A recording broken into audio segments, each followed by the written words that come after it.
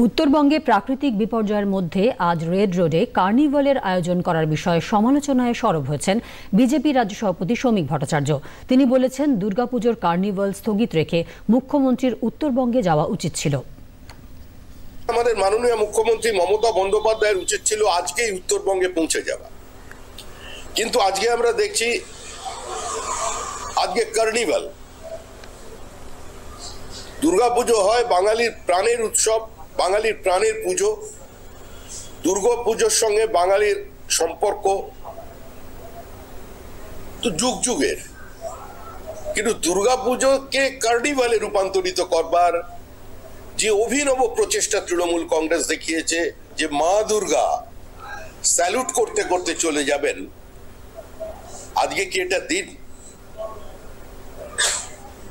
আজকে কার্নিভালের প্রয়োজন ছিল না। আজকে নির্ধারিত প্রতিমাগুলো অন্তত এই শোকের আবহে, এই বিপর্যয়ের আবহে, উত্তরবঙ্গের সঙ্গে দক্ষিণবঙ্গের যে একটা নারীর যোগ আছে, অন্তত সেটা উত্তরবঙ্গের মানুষের কাছে বার্তা দেবার কারণে মুখ্যমন্ত্রীর আজকে এই কার্নিভালকে কিছুটা হলেও স্থগিত রেখে তিনি আজকে উত্তরবঙ্গে যেতে পারতেন, কিন্তু তিনি গেলেন না।